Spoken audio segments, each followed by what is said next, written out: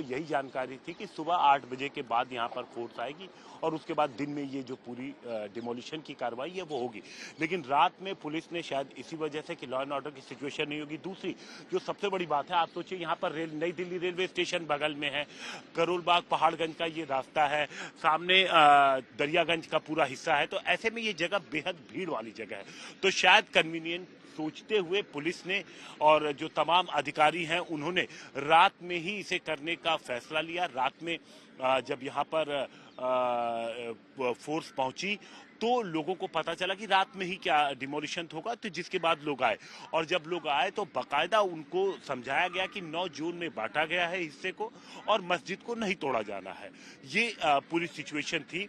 फिलहाल पूरी तरीके से कंट्रोल में है सिचुएशन और पुलिस को शायद अंदाजा रहा होगा कि हो सकता है कि कुछ लोग उपद्रव करें और इसी वजह से इस पूरे इलाके में दिल्ली पुलिस के अलावा पैरामिलिट्री फोर्सेस के जवानों की भी तैनाती थी। खुद मौके पर जो तमाम वरिष्ठ अधिकारी थे वो यहीं पर मौजूद थे ताकि हालात पर काबू पाया जा सके। जो तमाम रास्ते हैं जहां पर हम खड़े हैं ऐश्वर्या, इस जगह पर आने के लिए तकरीबन 2 किलोमीटर अगर आप पूरे विसिनिटी की बात करें तो रास्ते को बंद किया गया है। कोई गाड़ियां, कोई वेहिकुलर मूवमेंट इस पूरे इलाके में फिलहाल नहीं है क्योंकि लोगों की भीड़ जुटे न पाए, ये पुलिस की अपनी ओर से कोशिश थी। देखिए, ये जहां पर मैं खड़ा हूं यहां से आप इस पूरे हिस्से को अच्छे से समझ सकते हैं।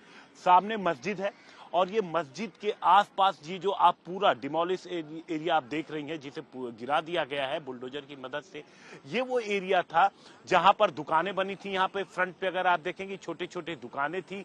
इस तरफ भी आप देखेंगे जो मेन रोड है इस तरफ तुर्कमान गेट के ठीक सामने यहाँ पर भी दुकानें थी और पीछे एक बारात घर का हिस्सा था। मतलब काफी जो यहाँ पर कमर्शियल एक्टिविटीज हैं जो यहाँ से की जा रही थी।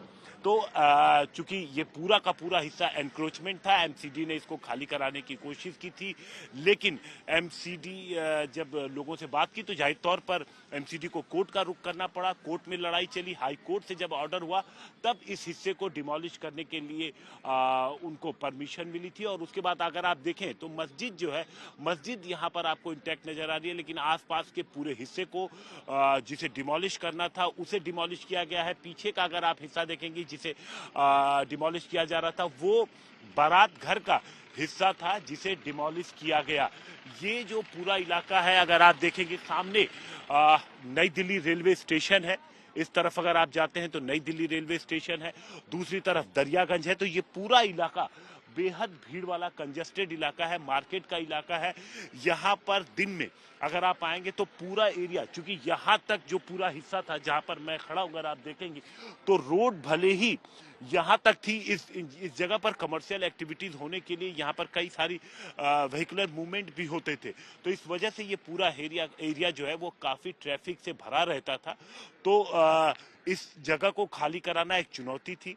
पुलिस प्रशासन ने जिस तरीके से रात में इस हिस्से को यहाँ से डिमोलिश कराया है, निश्चित तौर पर ये पुलिस ने भी सोचा होगा कि दिन में हो सकता है कि ज्यादा विरोध का सामना करना पड़े, इसलिए शायद रात में अचानक से, क्योंकि प्लानिंग जो थी कि रिस्ट्रिक्शन जो थे ट्रैफिक की तरफ से वो दिन में 8 बजे से आए थे कि दिन में 8 बजे से इस तरीके से इस इलाके में मूवमेंट पे रिस्ट्रिक्शन रहेगी, लेकिन रात